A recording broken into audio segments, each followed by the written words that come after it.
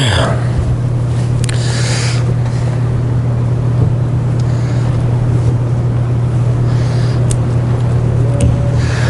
لله نحمده ونستعينه ونستغفره ونعوذ بالله من شرور أنفسنا وسيئات أعمالنا.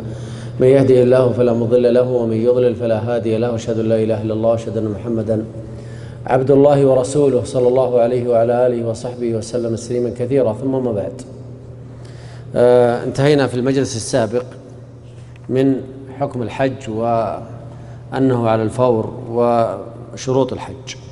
نبدأ الآن في المجلس الثاني في باب المواقيت. المواقيت نوعان: مواقيت مكانية وزمانية.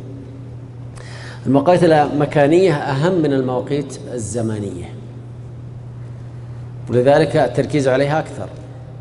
أما المواقيت الزمانية فستأتينا إن شاء الله، وهو قوله تعالى: الحج أشهر معلومات. نأتي إلى المواقيت المكانية. وقلت لكم أن مدرك باب الحج كله من أوله إلى آخره على المكان. الإنسان يحصل له تهيؤ للحج يمكن من رمضان، ويبدأ يتهيأ الحج، ثم تدخل أشهر الحج فيحصل له تهيؤ آخر، ثم في زمننا هذا يسجل في حملة ويرتب أوراقه ونفسه، أو أحد من أهله سيذهب معه، يرتب كل هذا لأجل الحج. فهذه تهيئة نفسية وتهيئة حقيقية، سواء بالمال أو بغيره. هذه التهيئة قد يوصي، يكتب وصيته ويهيئ أهله لأنه سيحج. ثم تأتي التهيئة الثانية للحج في المواقيت. ولذلك ودي تقلبون في ظهر الصفحة، ترسمون لي في وسط الصفحة الكعبة كذا مربع، واكتب داخله الكعبة.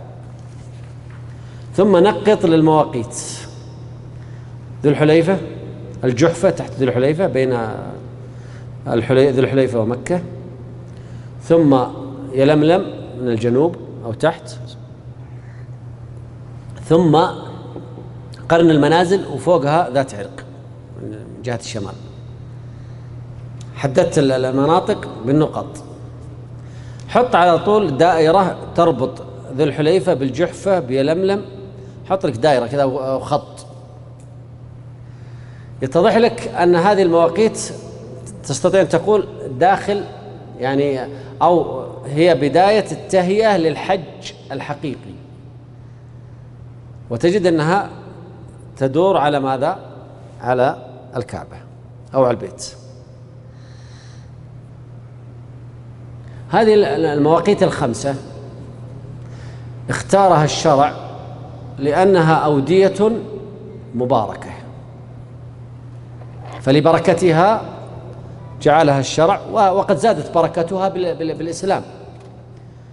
فالناس يمرون ويصلون ويذكرون الله ويتحللون من ملابسهم ويلبسون الإحرام ويتلبسون بالنسك ويهلون ويكثرون الصلاة هناك، فأصبحت هذه الأودية أكثر بركة. عبر الزمن تتزايد بركتها. وهنا تهيأ الحاج للدخول إلى الحرم، فأول ما يخرج بعد ما يلبي ويتجه إلى الحرم يذهب إلى البيت. وكما قلت لكم، البيت في البداية وفي الوسط وفي النهاية. فأساس الحج هو لأجل البيت، وهذا الإحرام لأجل البيت، فالأساس هو البيت. إذن عرفنا الآن أن المواقيت المكانية تهيئة كبرى للحج، في تهيئة صغرى وأنت في بيتك. فالتهيئة الحقيقية تكون في الميقات. وكانت مواقيت ذات بركة، كما قال النبي صلى الله عليه وسلم في ذو الحليفة: قال: أتاني جبريل ليلة فقال: صلي في هذا الوادي المبارك وقل عمره في حجه. نأخذ هذه المواقيت الخمسة. ميقات أهل المدينة ذو الحليفة، وأهل الشام ومصر والمغرب الجحفة بجانب رابغ، وأهل اليمن يلملم، وكلنا نعرف يلملم، وأهل نجد قرن المنازل، يسمونه السيل الكبير، في الطائف، شمال الطائف، شمال غرب. وأهل المشرق ذات عرق، لا أعرفها لكن هي ذات عرق.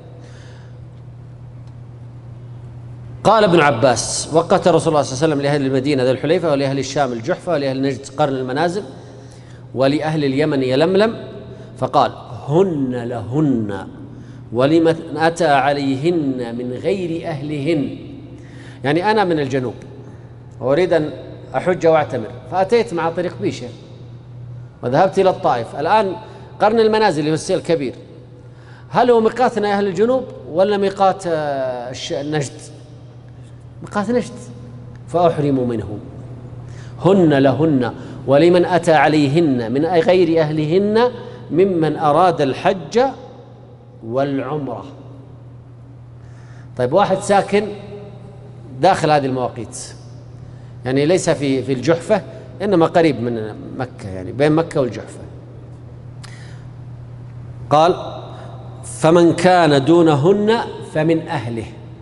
حتى أهل مكة يهلون منها، يعني اللي داخل الحرم، اللي ساكن في العزيزية، اللي ساكن في المسفلة، ساكن في المناطق القريبة من الحرم وهو داخل الحرم، يحرم من بيته. حتى أهل مكة يهلون منها. ما معنى يهلون؟ معناها يتلبسون بالنسك، يلبس الإحرام ويقول لبيك حجا أو لبيك عمرة. وضحت هذه المسألة مشايخ؟ طيب، أهل مكة يهلون الحج من بيوتهم، من مكة، من الحرم. طيب، فمن أين يحرم أهل مكة بالعمرة؟ من الحل.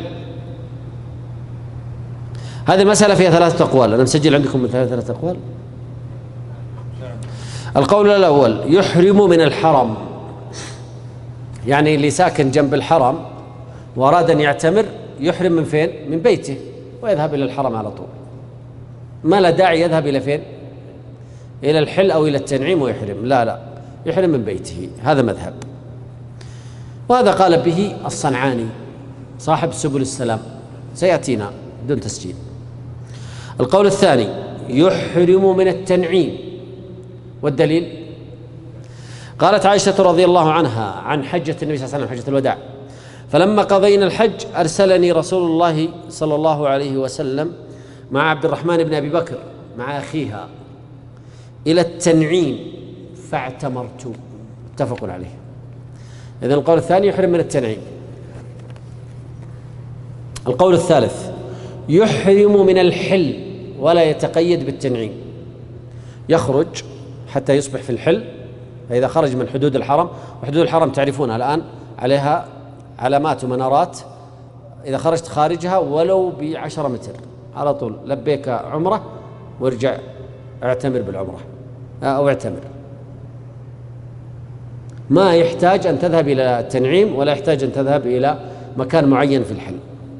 كم قول الآن؟ 3. القول الأول: يحرم من الحرم. القول الثاني: من التنعيم فقط لحديث عائشة. القول الثالث: يحرم من الحل. والدليل عمرة الجعرانة، فالنبي صلى الله عليه وسلم أحرم من الجعرانة، ما أحرم من التنعيم. نعم. وأيضا وردت عن بعض الصحابة. الصنعاني في سبل السلام رجح القول الأول. قلنا: ليش يا صنعاني سويت كذا؟ قال: حديث ابن عباس صريح في أن أهل مكة من مكة. ارجع معي الحديث ابن عباس، معكم نفس الصفحة. قال: هن لهن، هذا كلام النبي صلى الله عليه وسلم، ولمن أتى عليهن من غير أهلهن ممن أراد الحج والعمرة. خلوا الحج، خلونا في العمرة. قال العمرة ولا ما قاله؟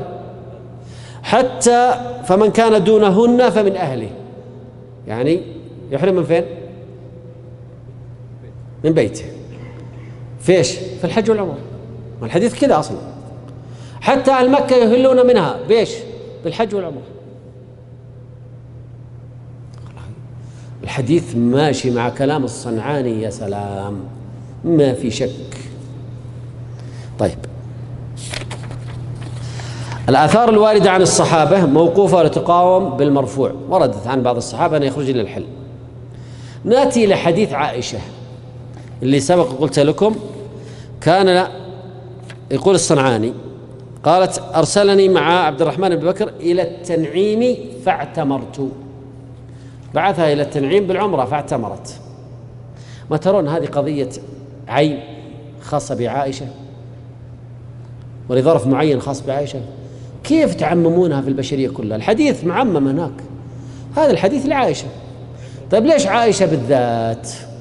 عائشة تطيب لخاطرها. كانت عائشة رضي الله عنها حاضت فلم تستطع أن تعتمر كما فعل زوجات النبي صلى الله عليه وسلم، حاضت فما استطاعت ولم تطهر إلا في عرفة، فانقلبت حجتها إلى، ثم اختلف العلماء، فمنهم من قال مفردة ومنهم من قال قارنة، والذي يظهر والله أعلم ما رجحه ابن القيم في زاد المعاد أنها قارنة.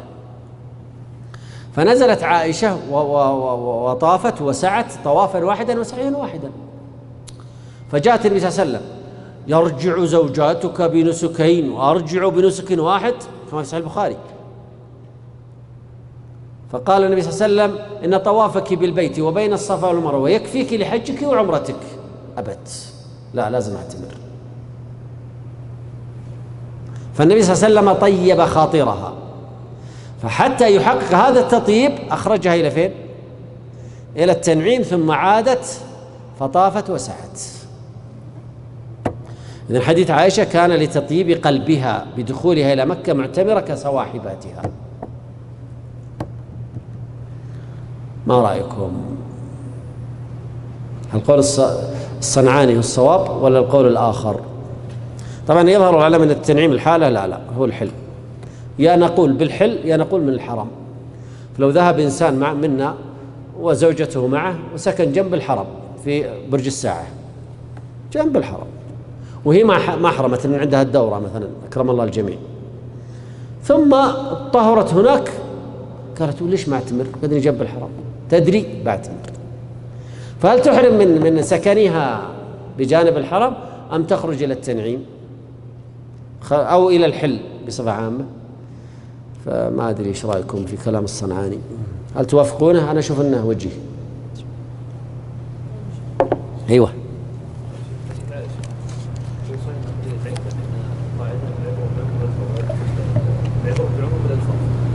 بس ما في عموم الفاظ هنا. قال: اذهب بي إلى التنعيم، هل هذا عموم لفظ؟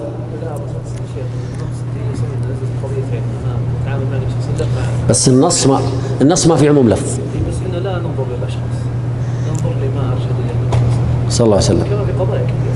طيب، ما ترى أن هذا الحديث في عائشة واضح، بينما حديث ابن عباس قال: ممن أراد الحج والعمرة. ما في إشكال، هذا عام وهذا جاء خصيص. أخرج مسألة العمرة. أخرج إيش؟ أخرج العمرة. إيه بس من عموم طالع في الحديث الحج والعمرة. أين العموم؟ أخرج مسألة العمرة. حديث عائشة. بس هذا عموم؟ هو أخرج كل لا فكر فيها، ما هو عموم يا شيخ، لأن من عموم العمرة إيوه، يعني في العمرة عام وخاص إيوه، لكن أما أن نخرج العمرة كاملة ونعتبر عموم وخصوص لا. أيوة أنت يا شيخ.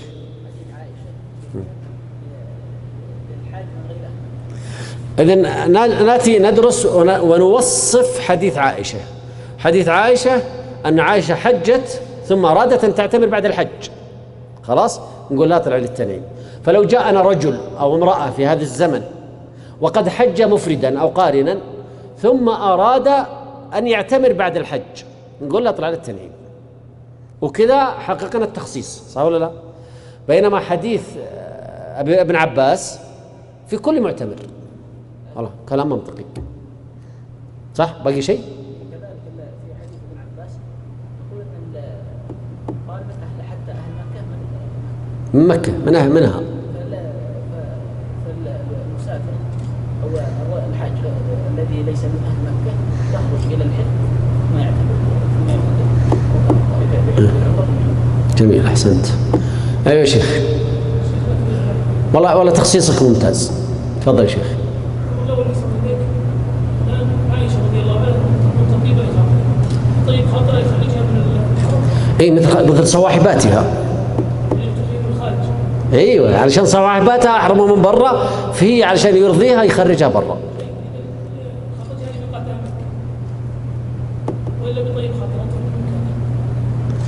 يعني تقصد انت تطيب الخاطر يكفي فيه العمره، ما لا داعي اخراجها، يكفي فيها انها ستعتمر من عندها من منى. لا ما هو الامر الاول، ما قد انتهينا عشان ننقل الامر الثاني. لا هي ما هو اساس كلام الصنعاني على النقطه هذه، تطيب قلبها. فرأى يقول كمان صواحباتها احرموا من خارج الحرم فلتحرم هي من خارج الحرم من الميقات، لكنهم خفف عليها الى خارج الحرم. جيد سنت صح. ابن عباس لا يرى عمرة على أهل مكة أصلا، لا يرى عليهم، وإنما يتوفر صحيح المذهب. يعني رأي خالف روايته ولا ايش؟ روايته في الحج لأنه لا يرى ممن أراد الحج والعمرة، لأنه لا يرى على أهل مكة عمرة أصلا. اي بس ابن عباس رأيه خالف روايته، ايش أليست مخالفة يا شيخ؟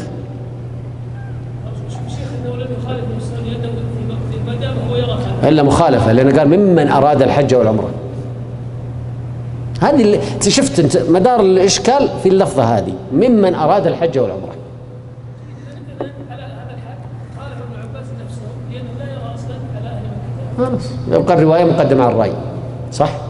هذه لا. أما تطيب قلبها أنا وافق. على كل حال والله الواحد يرتاح إلى أن يعني مذهب الجمهور هو الصواب، أن الذي من أهل مكة معتمر يخرج إلى ليش؟ إلى الحل اللي هي القول الثالث، فيحرم ثم يعود. أما قضية تطيب قلبها فحقيقة أن في إشكال كبير جدا، في إشكال ذكرته أنت وذكره الشيخ ظافر، أن لذلك نذهب إلى أن تطيب قلبها يكفي فيها أنها تعتمر. فلذلك النبي صلى الله عليه وسلم ما أخرجها إلى التنعيم إلا لأن التنعيم أو الحل، إلا لأن الحل ميقات. هذا هو الظاهر والله أعلم. إذن الراجح هو القول الثالث يا مشايخ، اكتبوا عندكم. المسألة بعدها القول الثالث فيه يحرم من الحل. ما حكم من أحرم قبل الميقات المكاني؟ واحد جاي من بيت المقدس كما كان يحصل في عهد الصحابة التابعين، فقال ما دامني في بيت المقدس فرصة أحرم من فين؟ بيت المقدس. فأحرم من بيت المقدس وجاء إلى مكة، وهذا حصل لبعض الصحابة. واحد ثاني قال بحرم من جانب مسجد النبي صلى الله عليه وآله وسلم، فأحرم من جانب المسجد ثم اتجه إلى ذو الحليفة أو إلى مكة، فأحرم من خلف الميقات.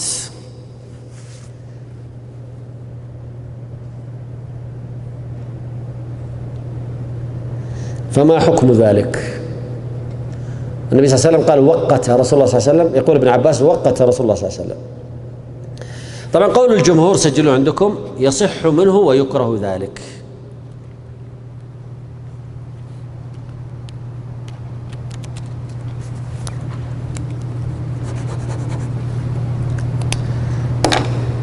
وورد عن بعض الصحابة مثل عثمان رضي الله عنه في رجل أفرد أحرم من البصرة، أظنها عمران بن حسين، أحسنت. فكان الصحابة يرون بهذا أنه يصح منه ويكره ذلك. طيب يلزم من قال هذا القول أنه إذا أحرم من دون الميقات، إيش رأيكم؟ واحد عدى ميقات يلملم ويوم أصبح ما بينه وبين مكة 30 كيلو أحرم، ماذا ترون؟ لا يجوز.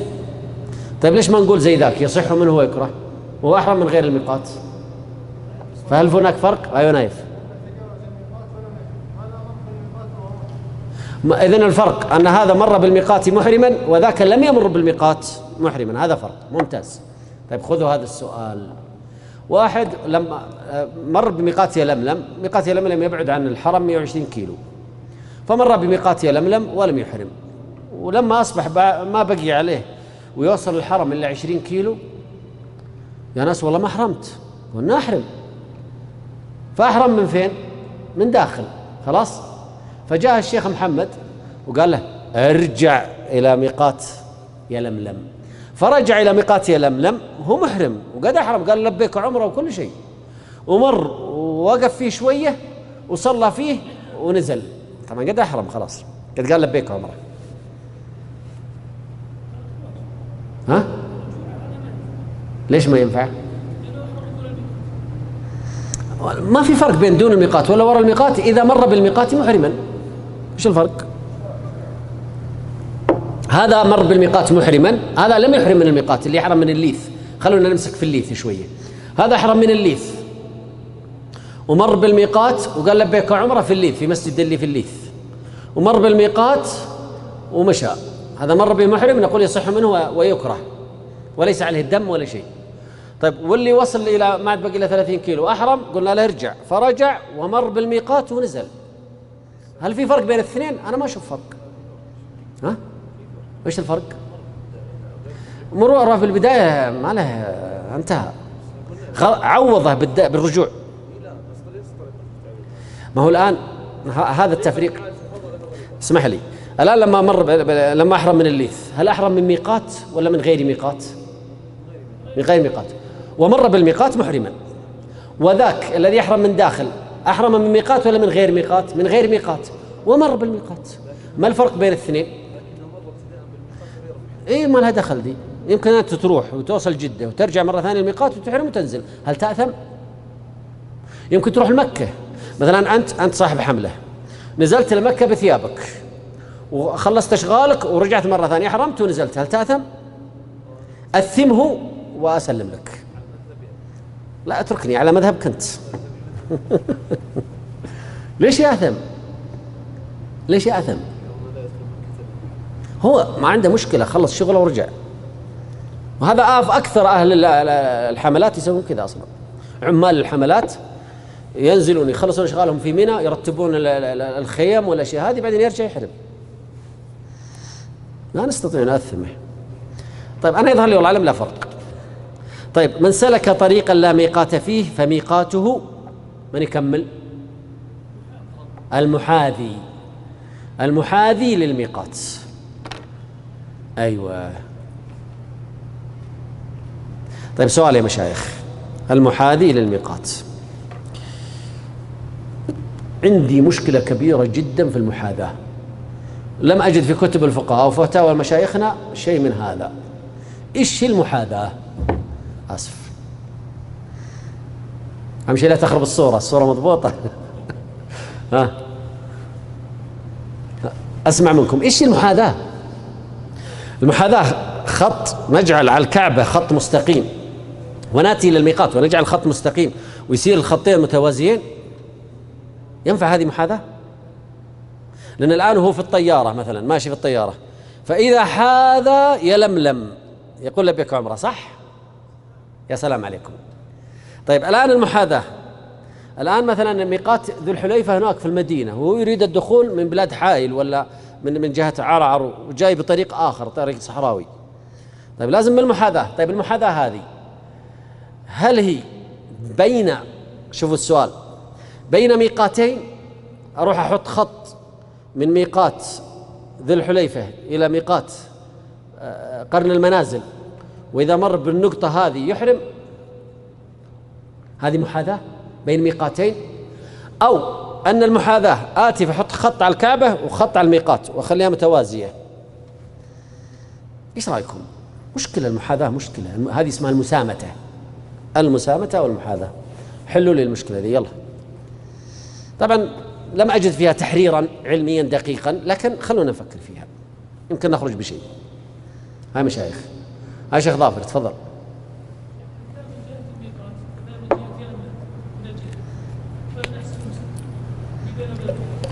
أكرم الله يكرمك، خلاص. ها؟ من جهة الجنوب نحسب المسافة بين يلملم والكعبة، فإذا جاء نفس المسافة إذن حط خطين متوازيين.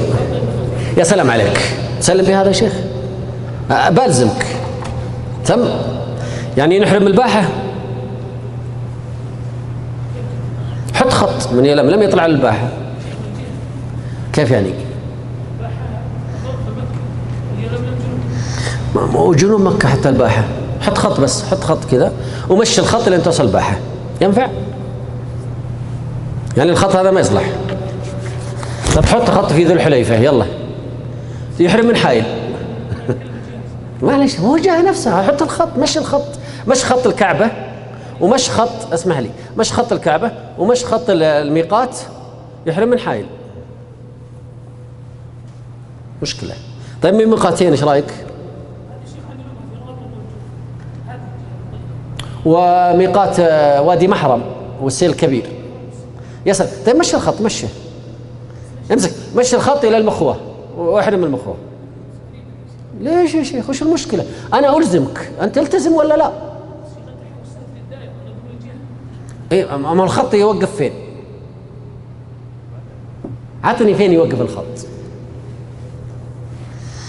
ها والله انا حقيقة انها مسألة مشكلة، انا ما عندي حل ترى، بس عندي فكرة. المفروض ان ناخذ كذا خط صغير ونوقف عنده، ما نكثر فيه، والخط هذا يكون قوس بس، هذا اللي ارتاح له. لكن هل له نهاية؟ لا. هل فيها بحوث؟ لا. ايوه ما هو دايرة، شفت الفرجار كذا بس انه صغير، يعني ما يكون، يمكن يكون 20 كيلو 30 بس. مشكلة تبقى الإيرادات عليه قوية، الإيرادات قوية جدا. كذا تصير تحط لك 5 خطوط، يا لم حط لها دائرة، مشكلة والله. هذه ليس لها حل.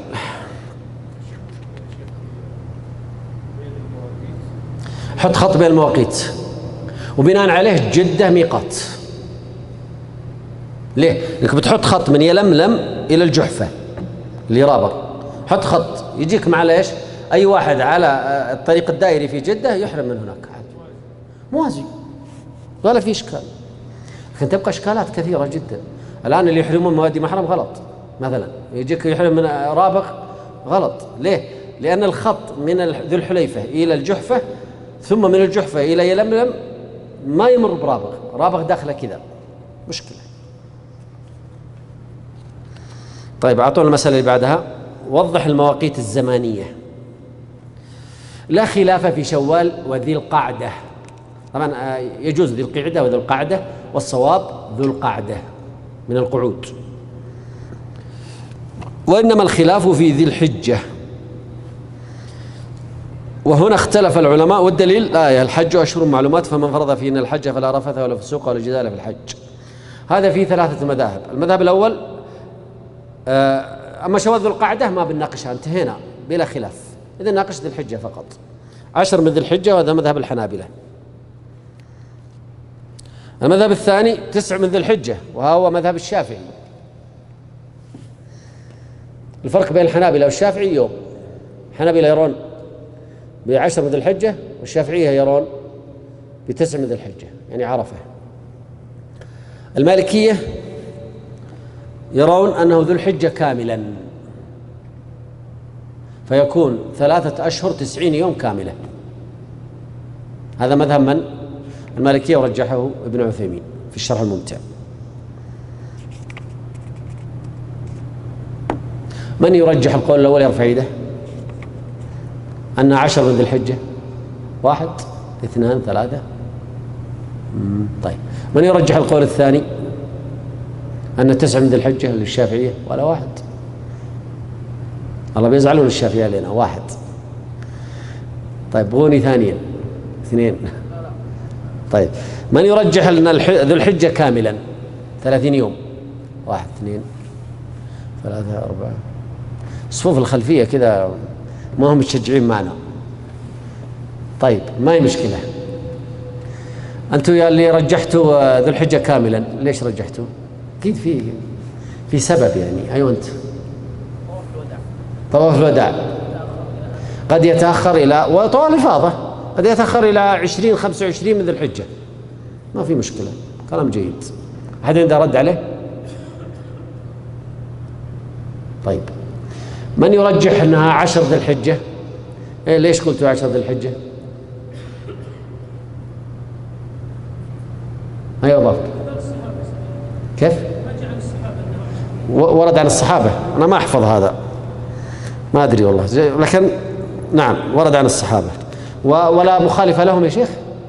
ما يمكن اختلفوا هم، ترى أنا ما أعرف هذه النقطة. طيب 9 ذي الحجة؟ الحج عرفة، يعني لو غاب عن عرفة مشكلة، وينتهي بعرفة الحج. إشكال. أيوة، بقي عندك زيادة؟ تفضل. الله سبحانه وتعالى يقول فمن فرض فيهن الحج، الحج ما تقدر أن تفرضه بعد يوم العيد. السلام عليك. صح، الحج أشهر معلومات اللي هي شوال ذي القعدة. فمن فرض فيهن الحج، الفرض، فرض الحج متى تفرضه أنت؟ تلبي. متى يكون؟ ليلة، يعني يوم 9 ذي الحجة. إذن ما مذهب الشافعي والصواب. ها؟ اسمع، ما أنتم الليل تابع النهار؟ ما عندكم الليل تابع النهار؟ ولا العكس؟ لا في الحج في أشكال. يعني 9 ذي الحجة.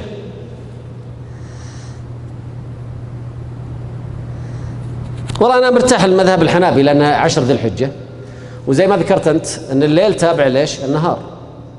الليل تابع لليش؟ للنهار. ليش؟ لأن الشريعة ربطت الليل، جعلت الليل تابع لليش؟ للنهار في الحج.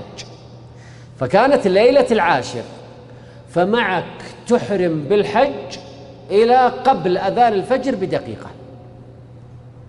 قبل أذان الفجر واحد مثلا تأخر، وصل إلى عرفة ودخلها وأحرم، قال لبيك عمرة، لبيك حجا، وبعد ما قال لبيك حجا وهو فين؟ في عرفة، أذن المؤذن. حج صحيح ولا ما حج صحيح؟ إذن الليل تابع النهار. ومنين أتينا بها؟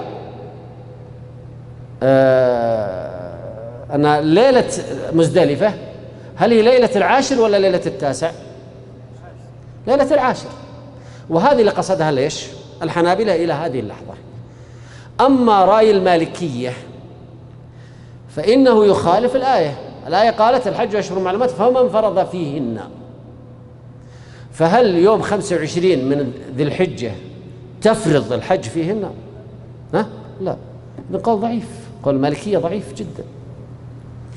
الظاهر والله أعلم مذهب، وأنا أتوقع أن يمكن أن نصهر مذهب الشافعية ومذهب الحنابلة في مذهب واحد. طيب، ما حكم من أحرم قبل الميقات الزماني؟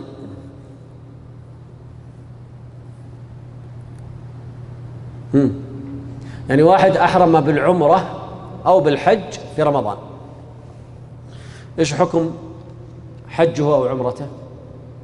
ها؟ تصح مع ليش؟ مع الكراهة، تصح مع الكراهة قياسا على المواقيت ليش؟ المكانية، كما رجحناه في المواقيت المكانية. طيب،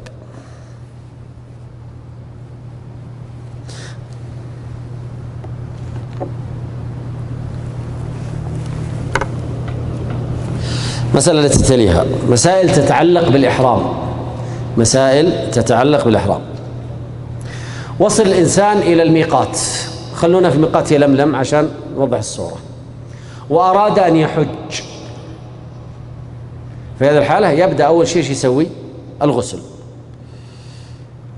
فنقول حكم الغسل لمن يريد الدخول في النسك. الصواب والمذهب أنه سنة.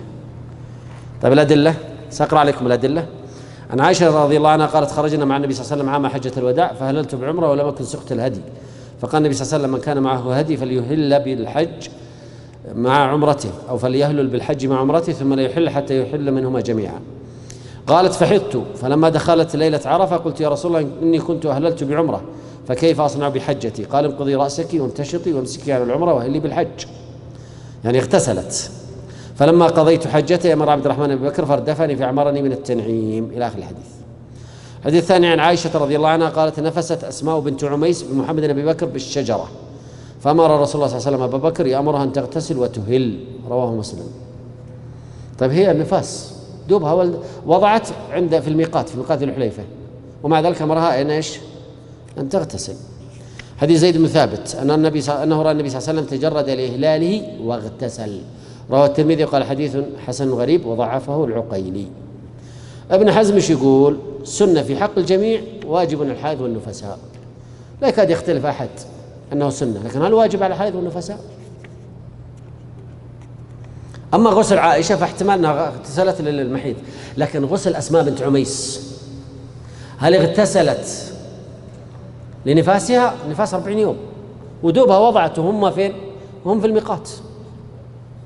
إذن غسلها هذا مأمور به فهو واجب. ما ترون رأي ابن حزم وجيه؟ يظهر والله أعلم أن النبي صلى الله عليه وسلم أمرها بالغسل ليس لأنها نفساء، بل لأنها ستحج، فغسلها لأجل الحج، ويكون أمرها أمر إباحة ندب، يكون أمرها أمر ندب. والغريب أن في كتب الحديث لا تجد حديثا أن النبي صلى الله عليه وسلم أمر عامة الناس بالغسل للإحرام، أو أنه اغتسل للإحرام، وكأنهم والله أعلم أن هذا هو الجادة فما ذكروها. وسيأتينا حديث في سنن ابن ماجه أذكره لكم بعد قليل إن شاء الله. نعم.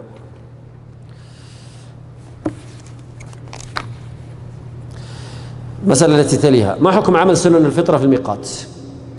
بعض الناس يأخذ معه ماكينة الحلاقة والمقلم وصابون وأغراض، يعني عنده شنطة كذا معبيها أغراض، ثم نذهب إلى الميقات نصف سلة ودخله جاء الدور حقه ويدخل، وأول شيء يبدأ يحلق العانة والإبطين ولا ينتف الإبطين ويقلم أظافره، وبعد ذلك يبدأ يغتسل، يحقق سنن الفطرة داخل الميقات، ثم بعد ذلك يغتسل ثم يحرم.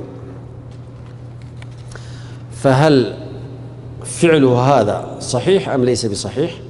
أظني أفردت له كلام لوحده.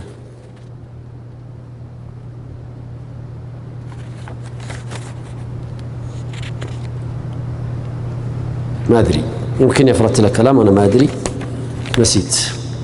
أنا اللي يظهر لي والله أعلم أنه مخالف لأصل الشريعة. فالأصل في الشريعة أن سنن الفطرة تعمل في في أي وقت. تخصيصها بالميقات الزماني والمكاني مشكلة. النبي صلى الله عليه وسلم ذكر لنا سنن الفطرة عامة، وصاحبنا يفعلها في الميقات. هل فعلها عادة أم تعبدا؟ تعبد. ولم يرد دليل في السنة أن النبي صلى الله عليه وسلم أو أحد الصحابة قلم أظافره أو حلق العانة ونتف الإبطين أو حلق الإبطين في الميقات، ما في. طيب في مشايخ قالوا هذا الكلام، قالوا لا، ما هو هنا المشكلة المشايخ قالوا هذا الكلام، قالوا لابد أن يتنظف، لأن الأظافر إذا تركتها وأنت محرم يمكن ينكسر عليك، الشعر يمكن يطلع لك رائحة وأنت محرم، فتنظف قبل أن توصل، تنظف في بيتك. فلو أنه تنظف وأخذ بسنن الفطرة في بيتي في أي مكان قبل العمرة والحج بيوم بأسبوع بأسبوعين ما في مشكلة، لكن لا يتقصد يأتي إلى الميقات ويدخل دورات مياه الميقات وشغال يحلق والناس صافين سيرة برا ويقلم أظافره وإلى آخره، ويعتقد أنه يتعبد لله بهذا. فتدخل أنت بعده فتلقى الشعر يمينك ويسارك والمقص أو آسف الموس الحلاقة مرمي بين عند رجليك في مظهر مقزز، ويدعي أن هذا من الدين. مشكلة. أنا يظهر لي أنه بدعة. هذا يعني فيما يظهر لي والله أعلم. ما تفعلها في سوى في مكان، أما هنا لا. تخصيص هذا المكان واعتباره عبادة مشكلة. نعم. وكم آذتنا للشعور هذه ولا الأمواس الحلاقة مزعجة جدا، تؤذي المحرمين. مسألة بعدها مسائل تتعلق بالطيب للمحرم. أولا مشروعية الطيب وسنيته. محرم اغتسل تنظف انتهى، أراد أن يطيب مغابنه، يعني أراد أن يطيب في جسده، فطيب جسده، طيب رأسه، طيب وجهه، طيب مغابنه، ثم بعد ذلك لبس الإحرام. هذا سنة. عن عائشة رضي الله عنها زوج النبي صلى الله عليه وسلم قالت: كنت أطيب رسول الله صلى الله عليه وسلم لإحرامه حين يحرم. إذن وأنت محرم تطيب. طيب أطيب الإحرام نفسه؟ لا، طيب جسدك فقط.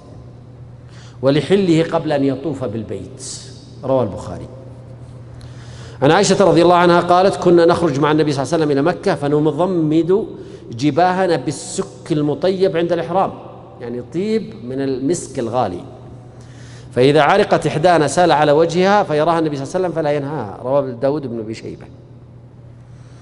فلذلك لا بأس أن تتطيب في جسدك. طيب أحرمت وصليت ركعتين وأحرمت ومشيت ووصلت إلى قريب من الحرم وأنا محرم ورائحة الطيب أو مادة الطيب موجودة على جسدي، ما في مشكلة، ما في أي مشكلة. سالت على جسدي، ما في مشكلة. طيب نوع الطيب الذي استخدمه الرسول صلى الله عليه وسلم ورد أنه أطيب الطيب، سجلوا أطيب الطيب. وورد في رواية أنها قالت: كنت أطيب رسول الله صلى الله عليه وسلم بذريرة معي. والذريرة هي خليط مسحوق مركب من أخلاط، مسك وعود وعنبر، تجمع وتخلط، هذه اسمها الذريرة. وورد في حديث الغالية، كنت أطيب النبي صلى الله عليه وسلم بالغالية، فيكون أحسن أنواع الطيب تطيب جسدك به، وخاصة في الرأس. النبي صلى الله عليه وسلم كان يغرق رأسه بالليش؟ بالمسك، حتى كأنه الرب. تعرفون الرب حق التمر؟ كأنه الرب الدبس من كثرته.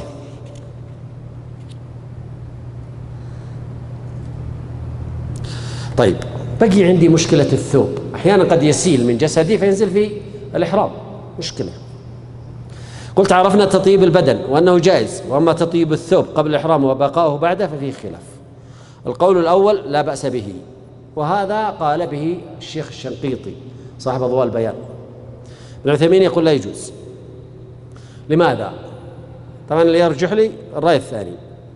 عن عبد الله بن عمر أن رجلا قال: يا رسول الله، ما يلبس المحرم من الثياب؟ قال: لا يلبس القمص ولا العمائم ولا السراويلات ولا البرانس ولا الخفاف إلا أحد لا يجد نعلين فليلبس الخفين وليقطعهما أسفل من الكعبين، ولا تلبسوا من الثياب شيئا مسه الزعفران أو ورس.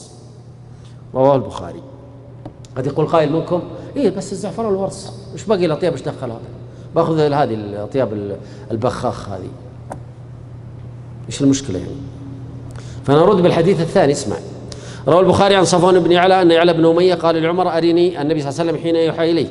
فبينما النبي صلى الله عليه وسلم بالجعرانة ومعه نفر من أصحابه، جاء رجل فقال: يا رسول الله، كيف ترى في رجل أحرم بعمرة وهو متضمخ بطيب؟ فسكت النبي صلى الله عليه وسلم ساعة، فجاء الوحي فأشار عمر إلى يعلى، فجاء يعلى وعلى رسول الله صلى الله عليه وسلم ثوب وقد أضل به، فأدخل رأسه فإذا رسول الله صلى الله عليه وآله وسلم محمر الوجه وهو يغط مثل غطيط البكر، يعني يطلع له صوت. ثم سري عنه فقال: أين الذي سأل عن العمرة؟ فأتي برجل فقال: اغسل الطيب الذي بك 3 مرات وانزع عنك الجبة، لأنه لابس جبة، واصنع في عمرتك كما تصنع في حجتك. يعني أشياء اللي تتركها في العمرة اتركها فين؟ في الحج. ما هو اصنع في عمرتك يعني أروح عرفة وأروح مزدلفة، لا لا، الأشياء التي تتركها في العمرة اتركها فين؟ في الحج. فهذه الأدلة تدل على أن الإنسان لابد أن يزيل الطيب من ملابسه، فلو سال الطيب على الإزار أو الرداء غسله، أذهب الطيب عنه أو غير اللباس. ولذلك يتحرز الإنسان أن يصل الطيب إلى جسده. طيب على رأي الشنقيطي يقول جائز، لابس الإحرام وهذا الرداء وقع عليه الطيب اللي تطيبت به وأنت محرم، قال جائز، بس تراك لو نزلته، يقول الشنقيطي، هذا كلام الشنقيطي، تراك لو نزلته لا ترده، لأنك لبست ثوبا فيه طيب. فهمتوا كلامه؟ ففي هذه الحالة ما عاد تلبسه، لكن بقي على جسمك ما في مشكلة، فسخته ما عاد ترده. فأيهما أحوط؟ رأي ابن عثيمين أرحم. نعم. أيضا من المسائل في الإحرام التجرد من المخيط لأجل الاغتسال، وأيضا يلبس الإزار والرداء. من المسائل يحرم في رداء وإزار، هل هو لازم يحرم في إزار ورداء؟ نعم، والدليل عن عبد الله بن عباس قال انطلق النبي صلى الله عليه وسلم من المدينة بعدما ترجل وادهن ولبس إزاره ورداءه هو وأصحابه، فلم ينهى عن شيء من الأردية والأزر تلبس إلا المزعفر التي تردع على الجلد. هذه رواية البخاري. رواية أحمد وصحح أحمد شاكر وليحرم أحدكم في إزار ورداء ونعلين. النبي صلى الله عليه وسلم يقول وليحرم أحدكم في إزار ورداء ونعلين، فلا بد إزار ورداء. نعم إيه واجب إذا كان موجود، أما إذا ما هو موجود لا يكفي الإزار.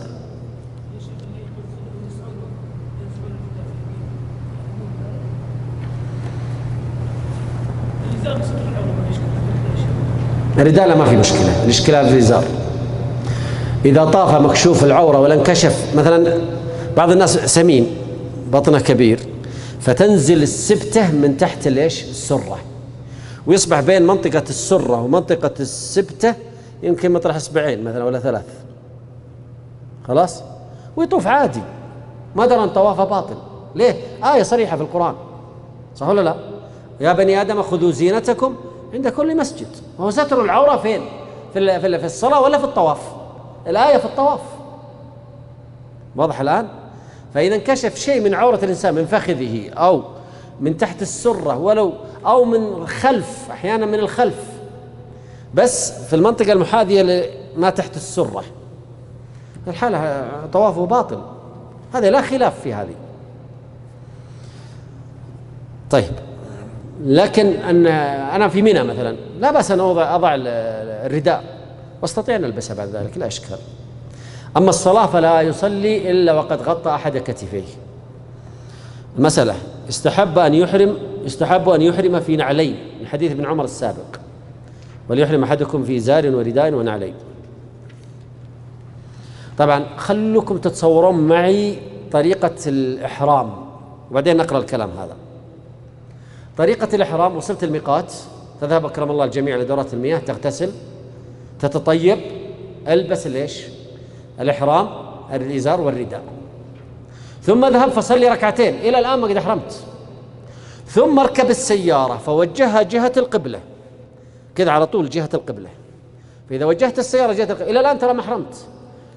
ثم تقول سبحان الله الحمد لله لا إله إلا الله الله أكبر، سبحان الله الحمد لله لا إله إلا الله الله أكبر، سبحان الله الحمد لله لا إله إلا الله الله أكبر. وهذه من السنن المهجورة، وهذا في صحيح البخاري ترى الحديث، حديث أنس. بعد ما تنتهي تقول لبيك حجا أو لبيك عمرة. عرفتوا الآن؟ توجه السيارة جهة القبلة، بعد ما تنتهي أنت وأصحابك وأهلك توجه السيارة، تذكر هذه الأذكار اللي قلتها لكم، ثم بعد ذلك تلبي بالحج أو العمرة. إذن تصلي ركعتين في المسجد، هذه لابد من يستحب يسن لك أن تصلي ركعتين في المسجد ثم تخرج فتركب سيارتك وتوجهها. طيب يستحب يصلي ركعتين عقيب الاغتسال قبل التلبس بالنسك، واختلف العلماء فيها على قولين. القول الأول أنهما ركعتا إحرام، وهذا المذهب وعليه الجمهور الأئمة الأربعة كلهم يقولون فيه ركعتان اسمها ركعتا إحرام، وعامة المذاهب على هذا الرأي. دليلهم كان ابن عمر إذا أراد الخروج إلى مكة دهن بدهن ليس له رائحة طيبة، ثم يأتي مسجد الحليفة فيصلي ثم يركب، وإذا استوت فيصلي ثم يركب، فإذا استوت به راحلته قائمة أحرم، ثم قال هكذا رأيت النبي صلى الله عليه وسلم يفعل، يعني يصلي في الميقات. عن ابن عباس عن عمر عن النبي صلى الله عليه وسلم قال الليلة أتاني آتي من ربي وهو بالعقيق، العقيق الشيء ذو الحليفة، أنصلي في هذا الوادي المبارك وقل عمره في حجه، فربط جبريل عليه السلام والنبي صلى الله عليه وسلم بين التلبية بالعمرة والحج وصلاة ركعتين، فدل على أنها ركعتا إحرام. هذا الحديث صريح في المسألة، هذه بدالة الإمام والتنبيه. عن عبد الله بن عمر قال كان يقول كان رسول الله صلى الله عليه وسلم يركع بذي الحليفة ركعتين، ثم إذا استوت به الناقة قائمة عند المسجد ذي الحليفة أهل بهؤلاء الكلمات، رواه مسلم، يعني في العمرة والحج. الإجماع ذكره النووي في المجموع، فالإمام النووي يقول بالإجماع هذه المسألة. القول الثاني ليس هناك ركعتان اسمهما ركعتا إحرام، وهذا قول شيخ الإسلام ابن تيمية ورجحه جمع من أهل العلم ومن العلماء المعاصرين أيضا.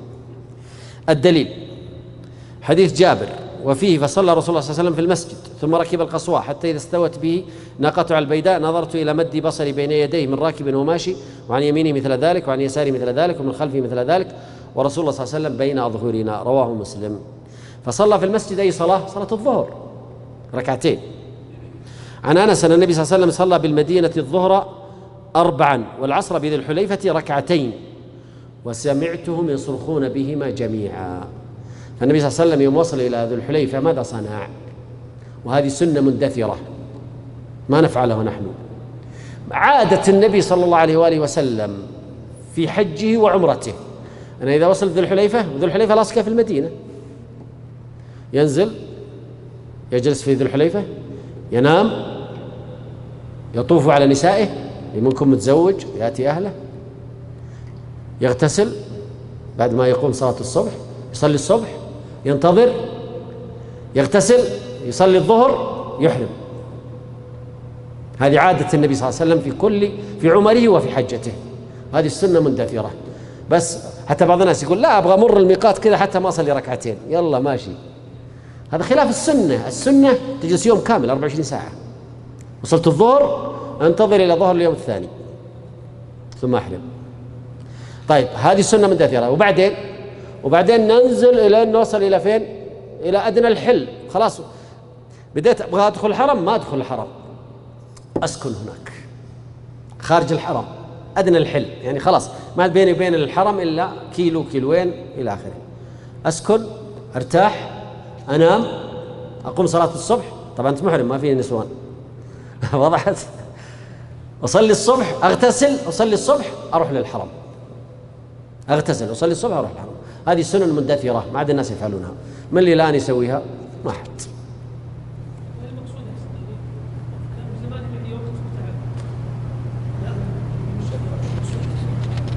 إيه النبي صلى الله عليه وسلم داوم عليها، لو مرة واحدة بس ما يداوم عليها، يعني سنة. عاد قد نعتذر لكن لا، تبقى سنة. الراجح والله أعلم أن هناك شيء اسمه ركعتا إحرام، سجلوها، أنها ركعتا إحرام بفعل النبي صلى الله عليه وسلم. وحديث عمر صلي في هذا الوادي المبارك وقل عمرة في حجة، فربط بين العمرة والصلاة. لكن إذا أدركت صلاة فصليت الظهر مع الإمام في مسجد الميقات انطلق واحرم، ما في مشكلة، لأن ركعتي الإحرام تسقط بالفريضة. لكن إذا أردت أن تطبق السنة تجلس 24 ساعة في الميقات. من المسائل أيضا يسن تلبيد الرأس. وش فكرة التلبيد يا مشايخ؟ صمغ يخلط هذا الصمغ معه طيب ثم يجعل على الشعر. بعض الناس يربي شعره. النبي صلى الله عليه وسلم كان له جمة، صلى الله عليه وسلم كان له جمة، فخلط الصمغ مع ليش؟ مع الطيب ثم لبد به على رأسه صلى الله عليه وسلم. لكن من لبد رأسه فليحلق كما قال عمر رضي الله عنه. وهذه سنة مندثرة، تلبيد الرأس ما تراه أبدا. ها؟ الجل ينفع؟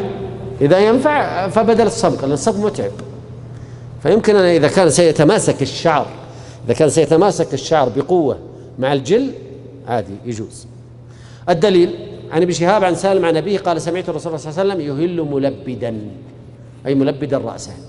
طيب هذه سنة مندثرة، من منا قد سواها؟ ومن السنن التسبيح والتحميد والتكبير قبل الإحرام، اللي قلت لكم إذا ركبت على سيارتك ووجهتها جهة القبلة على طول سبحان الله الحمد لله لا إله إلا الله أكبر.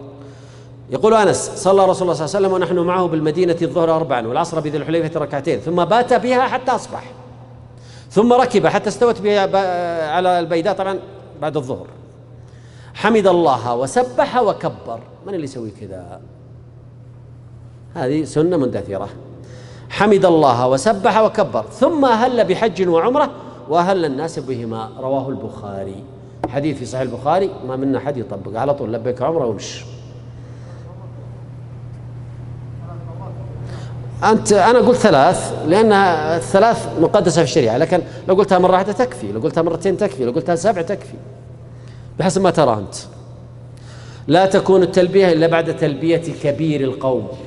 محمد صلى الله عليه وسلم لبى فلبى بعده الصحابة. أين يلبي وهو مستقبل ليش؟ القبلة. قال البخاري: باب الإهلال مستقبل القبلة. عن نافع قال: كان ابن عمر إذا صلى بالغداة بذو الحليفة أمر براحلته فرحلت ثم ركب. طبعا هذه عادة ابن عمر، يصل ذا الحليفة ثم يجلس ويبات، وفي الصباح يحرم ثم يتوجه. قال: فإذا استوت به استقبل القبلة قائما ثم يلبي حتى يبلغ الحرم ثم يمسك حتى إذا جاء ذو طوى الزاهر، هذه شمال ليش مكة، بات به حتى يصبح، فإذا صلى الغداة اغتسل. هذا خارج حدود الحرم، إذا وصل حدود الحرم يبيت ابن عمر حتى إذا أصبح اغتسل. وزعم أن رسول الله صلى الله عليه وسلم فعل ذلك. هذا في البخاري. من منا يطبق هذه السنن؟ طيب، مسألة التي تليها. أنت أحد له سؤال في الاغتسال أو في التلبية أو فيما يتعلق بالإهلال والميقات؟ أيوة سعيد. صلي في هذا الوادي المبارك وقل عمره في حجه. لا، هو صلي في هذا النبي صلى الله عليه وسلم، جاء جبريل النبي صلى الله عليه وسلم في الليل قال: صلي في هذا الوادي المبارك وقل عمره في ايش؟ في حجه. فالنبي صلى الله عليه وسلم أجلها إلى الظهر وصلى. لكن أنا أسألك سؤال الآن، خلينا ننظر في الحديث في ظاهره: صلي في هذا الوادي المبارك وقل عمره في حجه، هل في ترابط بينهما من خلال الحديث؟ ايوه في ترابط بينهم. طيب، أحد له سؤال؟ أيوة أحمد.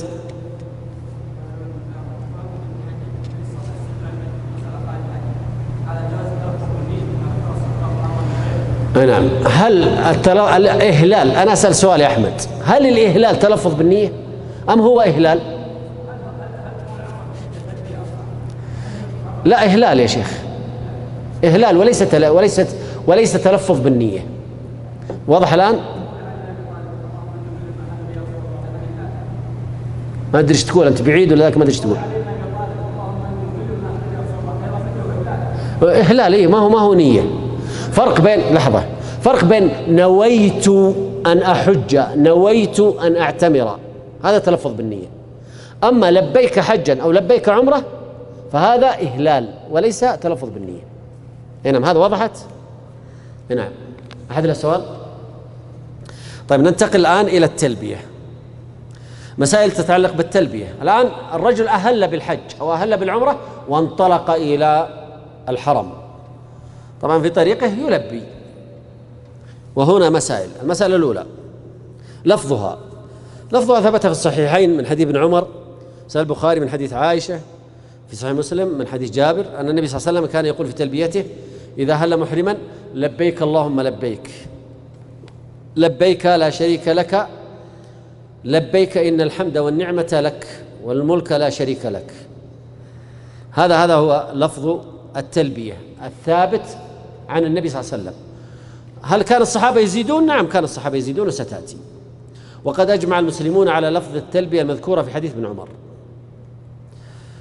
طبعا هذا أفضل التلبية: لبيك اللهم لبيك، لبيك لا شريك لك، لبيك إن الحمد والنعمة لك والملك لا شريك لك. أيضا حديث نافع: كان عبد الله يزيد مع هذا: لبيك لبيك وسعديك والخير بيديك، لبيك والرغباء إليك والعمل. رواه مسلم. وكان أصحاب النبي صلى الله عليه وسلم يلبون، ومع ذلك النبي صلى الله عليه وسلم يسمعهم بتلبيات أخرى بصيغات أخرى، يسمعهم ولا ينكر عليهم. ومنها: لبيك مرغوبا ومرهوبا إليك ذا النعماء والفضل الحسن. ومنها: لبيك إله الحق لبيك، ولبيك ذا المعارج ونحوها. وكان النبي صلى الله عليه وسلم يسمع ذلك فلا يقول لهم شيئا، يدل على أن التلبية ليست لفظا محصورا لا يجوز لك الخروج عليه، بل يجوز لك أن تأتي بتلبيات من عندك. لكن أفضل التلبية هي التلبية بالتوحيد، ومن الذي سماها التوحيد، التلبية بالتوحيد؟ من هو؟ جابر في صحيح مسلم قال أهل النبي صلى الله عليه وسلم بالتوحيد فقال لبيك اللهم لبيك، فهي أفضل. والتوحيد عند تتبع لأدلة التوحيد في الأذكار ما يخلو ذكر من توحيد، لكن أحيانا يكون الذكر كله توحيد، فوجدت أن التوحيد يحرق كل ما أمامه من شرور ومفاسد ومضار عليك، يأتي التوحيد يدمرها تدمير كامل، ويحقق الله لك دعوتك بسبب ذكرك للتوحيد. ولذلك دعاء الكرب الذي دعا به ذو النون ما هو؟ لا إله إلا أنت سبحانك إني كنت من الظالمين، فيها ارفع عني الكرب ولا توحيد؟ فلما حقق التوحيد على طول رفع الله عن الكرب. عرفتوا؟ المسألة الأخرى، متى يستحب أن يستهل بالتلبية وهو في المسجد؟ بعض الناس وهو في دورة المياه يقول لبيك عمرة، وبعض الناس وهو في المسجد بعد ما يصلي ركعتي الإحرام يقول لبيك عمرة أو حجا. والصواب إذا ركب على سيارته وجه جهة القبلة سبح وحمد وكبر وقال لبيك حجا أو لبيك عمرة. إذا استوى على راحلته من البيداء. بسم الله. طيب متى يقطع الحاج التلبية؟ كلامنا في الحاج المفرد. متى يقطع الحاج التلبية؟ برمي جمرة العقبة. أحسنت، لكن هل هو قبل الرمي ولا بعده؟ فيها قولان. متى يقطع الحاج التلبية؟ قيل حين يصل جمرة العقبة وقبل رميها. النبي صلى الله عليه وسلم استمر يلبي من يوم الخامس، من يوم وصل إلى الميقات، إلى من يوم 25 أحرم، واستمر يلبي إلى رمي جمرة العقبة. لما رمى جمرة العقبة بدأ في التكبير. قيل حين ينتهي من رمي جمرة العقبة، وقيل حين يصل جمرة العقبة وقبل رميها. استمر النبي صلى الله عليه وسلم. طيب أيهما أقوى، حين يصل جمرة العقبة أو بعد رمي جمرة العقبة يقف من التلبية؟ حين يصل جمرة العقبة وقبل رميها. لماذا؟ لأنه وهو يرمي الحصيات سيرمي الحصى وإيش؟ ويكبر، فيقول الله أكبر، بسم الله، الله أكبر، الله أكبر، الله أكبر. لازم يسمي البداية أو يستحب يعني حتى ينتهي.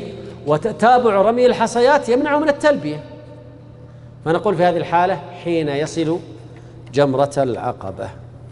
إذا وصلها وبدأ في الرمي يقف من التلبية ويبدأ في التكبير.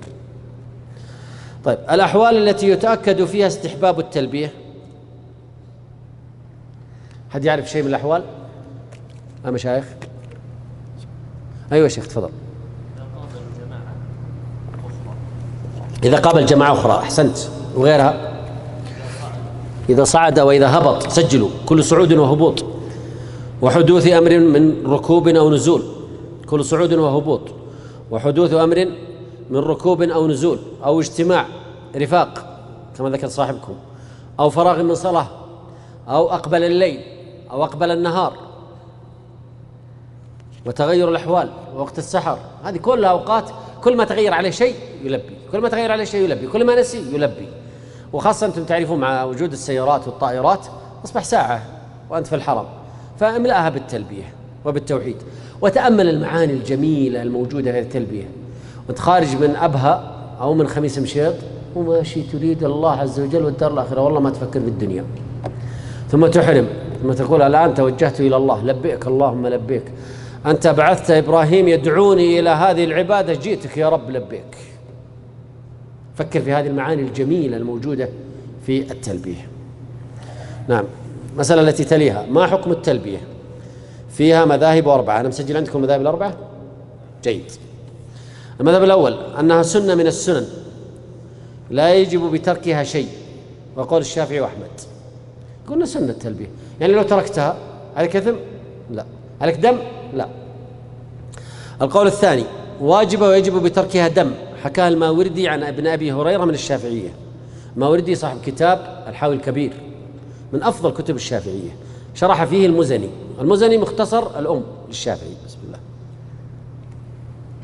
القول الثالث: واجبة لكن يقوم مقامها فعل يتعلق بالحج كالتوجه على الطريق. وبهذا صدر ابن شاس من المالكية كلامه في الجواهر له اللي هو أخذتها من كتاب القرافي الذخيرة. وحكى صاحب الهداية من الحنفية مثله. الرابعة أنها ركن في الإحرام لا ينعقد بدونها، هذا أشد المذاهب، ركن. حكى ابن عبد البر عن الثوري وابي حنيفة وابن حبيب المالكية والزبير من الشافعية وأهل الظاهر، قالوا هي نظيرة تكبيرة الإحرام للصلاة. آسف أجل أنا مسحتها. طيب إيش الراجح يا مشايخ؟ أنها سنة ولا واجب؟ الذي يظهر لي والله أعلم الوجوب. ليش؟ لقول صلى الله عليه وسلم: لتأخذوا عني مناسككم، وكان يلبي طوال الحج. يعني أليس هذا منسك من مناسك الحج؟ نسيت إيش معنى مناسك الحج؟ هل صلاة الفجر يوم عرفة، صلاة الظهر يوم منى، صلاة العصر يوم عرفة، صلاة المغرب والعشاء يوم مزدلفة، صلوات التي هي أيام التشريق، هل هي مناسك؟ لا. إيش معنى مناسك؟ أي شيء يختص به الحج، أي شيء يختص به الحج فهو منسك. أما ما كان خارجا عن الحج فليس بإيش؟ فليس بمنسك. وهذه بتأتينا في مسألة اللي هي هل أهل مكة يقصرون ولا ما يقصرون؟ إذا نقول ما اختص بالحج فمنسك، زي الطواف بالبيت من خصائص الحج، سعي من خصائص الحج، رمي الجمرات من خصائص الحج. هل يوجد رمي جمرات ثاني غير الحج؟ لا. الوقوف بعرفة، المبيت بمزدلفة، البقاء بالمبيت بمنى، هذه خصائص حج. الإحرام خصائص حج، فأي شيء يختص به الحج فهو منسك. الهدي يختص به الحج والعمرة. وضحت هذه المسألة مشايخ؟ إذا نقول كل ما اختص به الحج فيسمى منسك، أما ما لا يختص به الحج فليس بإيش؟ بمنسك، يخرج. زي الصلوات، زي الأكل والشرب، زي الصيام. واحد يبغى يصوم يوم عرفة لله، هذا منسك؟ لا، ما هو منسك، خارج المناسك، لكن يمكن أن يكون فقط كفارة. طيب إذا المناسك خاصة بالحج. طيب التلبية خاصة بالحج، والنبي صلى الله عليه وسلم ماذا قال؟ لتأخذوا عني مناسككم. وهذا ما رجحه الشنقيطي في أضواء البيان، وبين أن مناسك الحج، أن التلبية في الحج واجبة. طيب كم يقولها الإنسان؟ مرة واحدة. إذا قال الإنسان الحاج مرة واحدة أو المعتمر مرة واحدة كفته وسقطت، لكن يبقى الباقي سنة فيكثر منها. انتهى هذا المجلس الثاني ودرسنا فيه ما يتعلق بالإحرام، ويوم غد إن شاء الله تعالى في المجلس الثالث سنأخذ محظورات الإحرام، وأترك مجال للسؤال.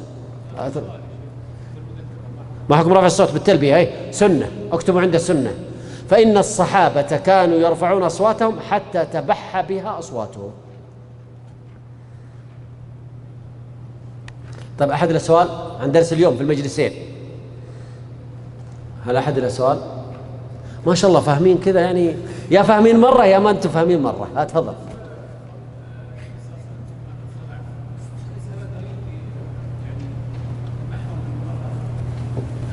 أيوة، دليل على المحرم المرأة، نعم دليل، لكن يبقى الخلاف لا زال قوي، الخلاف قوي. تفضل يا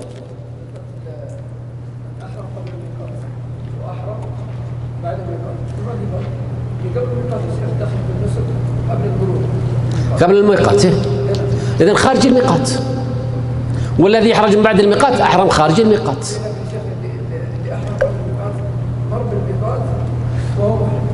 يا سلام، لكن الثاني لا، داخل الميقات عليه دم. أتفق معك. طيب لو رجع ومر بالميقات ورجع ثاني مرة،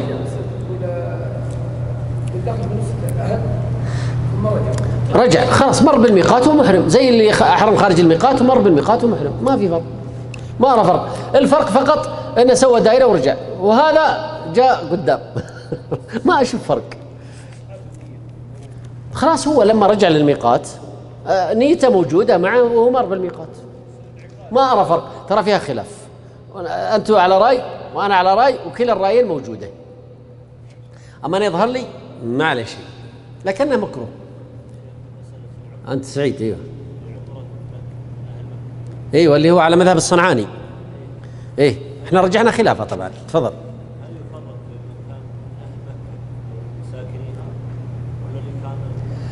إن كانك ترجح أن الإنسان يعتبر مقيم ب4 أيام وهو مذهب الجمهور، فواحد جلس 4 أيام في مكة خلاص أصبح من أهل مكة لأن 4 أيام. فإن كنت ترجح هذا الرأي خلاص يعتبر من أهل مكة فيأخذ نفس الحكم. نعم تفضل يا شيخ. لا تفضل يا شيخ.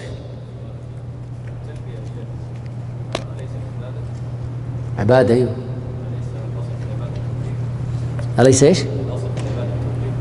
التوقيف أيوه. ما هو النبي صلى الله عليه وسلم أقرهم على الزيادات، والزيادات توقيف، وإقرار النبي صلى الله عليه وسلم توقيف، ماشي مضبوط ما في إشكال. تفضل يا شيخ. أيوه.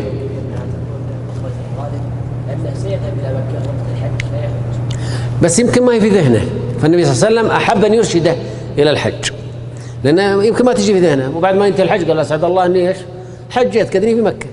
ما تحصل لنا هذه المواقف أحيانا، ولذلك تجدنا سبحان الله ننصدم أحيانا. طيب سبحان الله، طيب أنا رحت مكة ليش ما أعتمر؟ ليش ما حج؟ في ناس يذهبون عشان جنازة، قالوا فلان مات وبيصلون عليه العصر في الحرم، يركب سيارته ويطلع، فلقدوا هناك ودفنوا الميت وكل شيء، قال ايش فيني ما حج ما اعتمر؟ تجي ولا ما تجي؟ فتجي أحيانا هذه فالنبي صلى الله عليه وسلم أحب أن يرشده إلى أن يستفيد من ذهابه إلى مكة، لأن قد تفوت عليه. نعم. أنا يظهر لي وجوب التلبية لقول صلى الله عليه وسلم لتأخذوا عني مناسككم، وهو نسك. عرفت؟ أنا ماشي بالترتيب. هل هو نسك؟ التلبية. طيب والنبي صلى الله عليه وسلم يقول لتأخذوا عنكم مناسككم، وفعلها النبي صلى الله عليه وسلم. أيوة شيخ.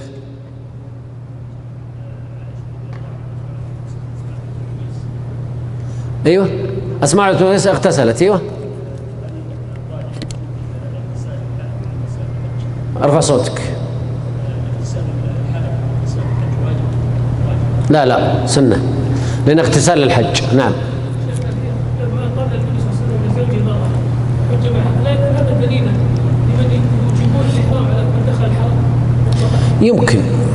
يمكن لكنك أنت بمجموع الأدلة ستكتشف شيء آخر، وهذا فيه إتعاب وإعنات للناس، قد تحتاج إلى عمل، تحتاج إلى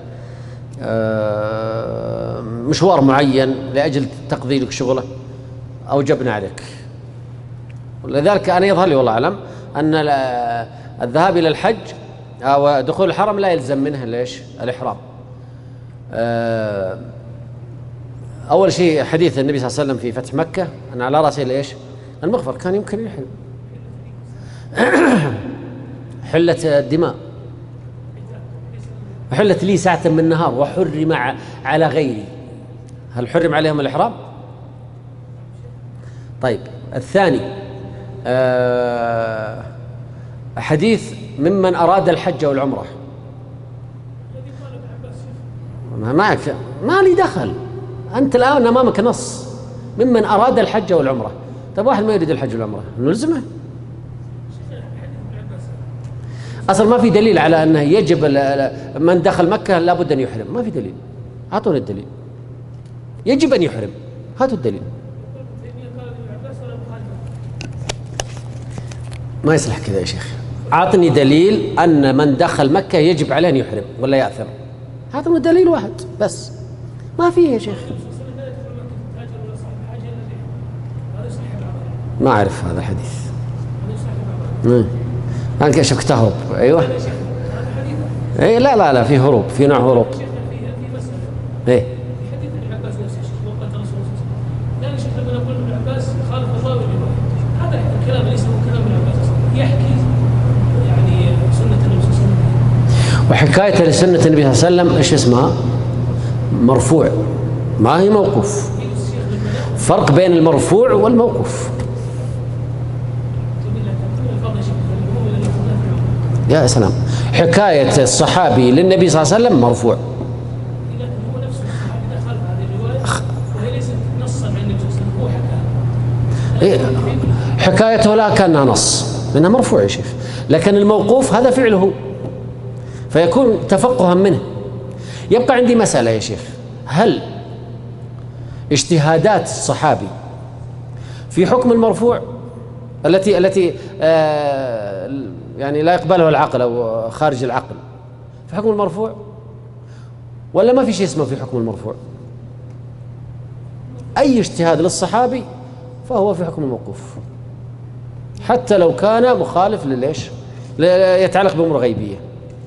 هذا رأي ابن حزم قوي جدا، رأي ابن حزم هذه النقطة قوي جدا، لأنك أنت بتقول هذا لا في حكم المرفوع لأنه غيبي، وأنا أقول لا اجتهاد صحابي، تبقى مشكلة.